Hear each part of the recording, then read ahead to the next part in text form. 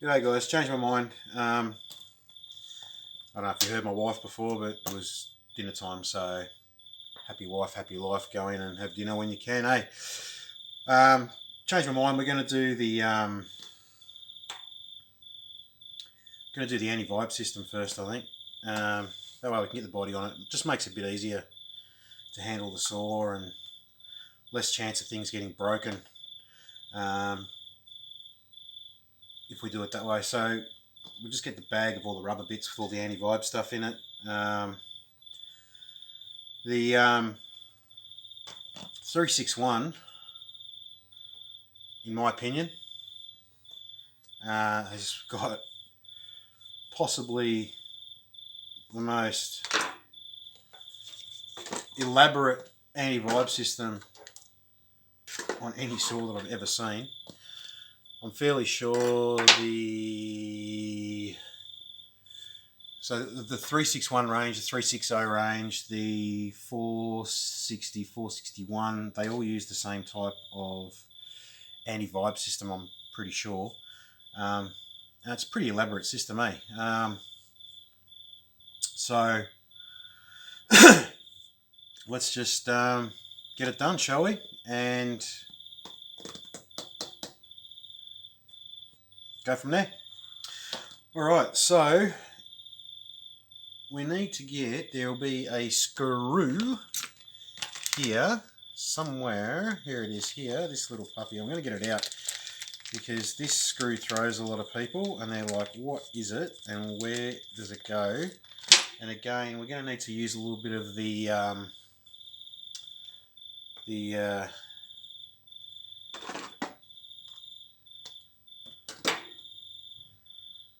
old red hot sauce don't fall out stuff. And it's going to sit basically, I don't know if you can see this, I have to adjust the camera again, eh? I'm sorry this is all over the joint, guys, but I'm really not with it at the moment, but it is what it is, eh?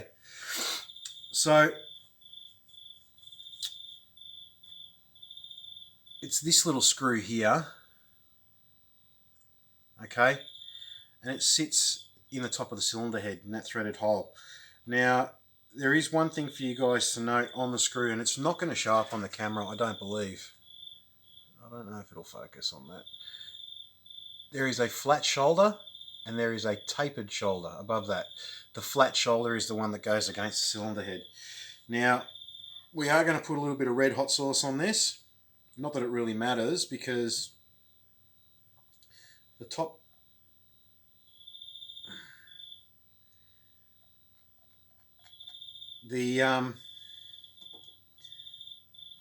top of the cylinder is obviously where the combustion chamber is, so it's going to get hot, and at the end of the day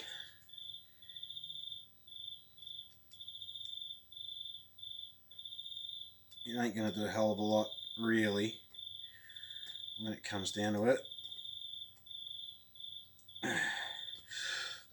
Now I'm using pliers. I'm not grabbing the thread, I'm grabbing onto that shoulder just to gently work it in. Alright.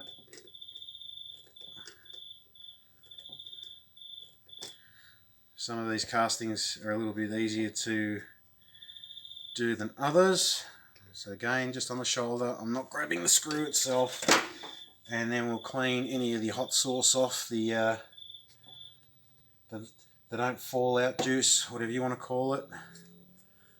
Okay, so that's that screw there, just sits straight in there. Alright, now you should have 3 of these, okay? You'll notice on the saw, I'll show you where they all are. There is one hole here, and one hole here.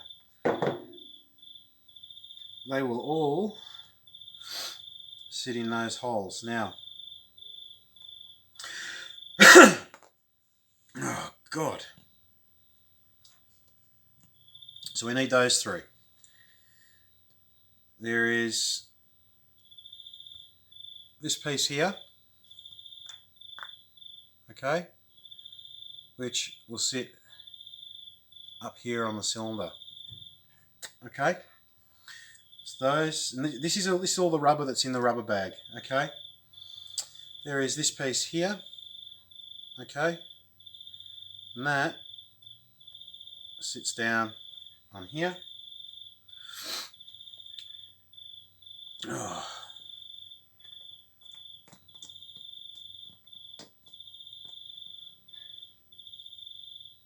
There's this one. Okay, obviously your intake boot.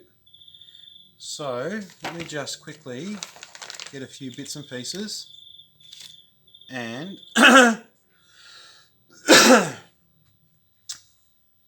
oh, and that's obviously for your handle. So let me get a few bits and pieces out that we need, and then we'll start putting all of these pieces on. All right, so we'll do the intake boot first. All right, now on your intake boot, you see that little point at the top there, the little spike, just there. Right, see that? On your cylinder,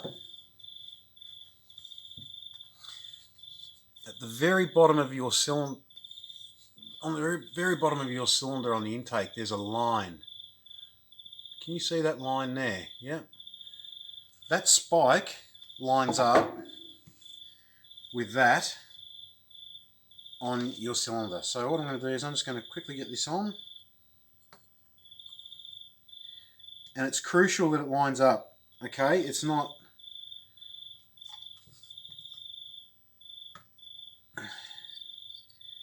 You need to get that spot on. Because if you don't, when you go to fit your carby and all the intake plastics and all that sort of jazz, you're going to have real issues of with everything misaligning, and that's not what you want. Also in the kit there should be a a band clamp, not band camp for those people that play flute. Alright, an actual band clamp, and that will go on. I'll show you what that looks like in a second. Mine's just going to go on there. Just give me a sec.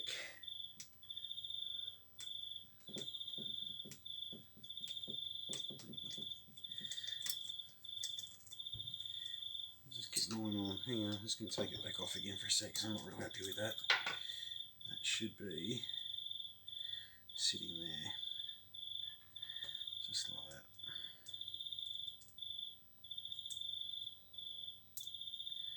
That's how that should sit. Right, band clamp on. That's on. And then we just do that up.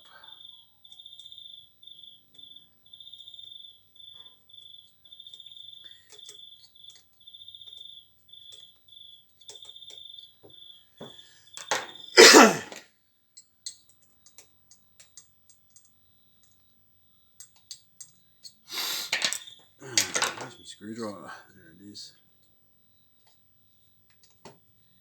Okay, it's pulling up nice and tight now.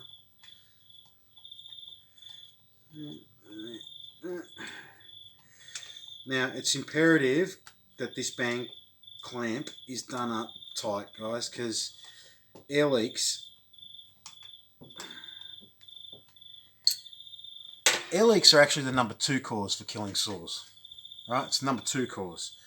Number 1 cause for killing power saws, or chainsaws as we call them here in Australia, is people not putting 2-stroke oil in the fuel. That's the number 1 cause in this country of people killing chainsaws. The number 2 cause is piss poor maintenance and getting an air leak. Alright, so the boot is on and the band clamp for the boot is on. Bloody hell, 9 minutes already. Time flies when you're having fun. I'll end this video here and we'll do a new one for the anti-vibe.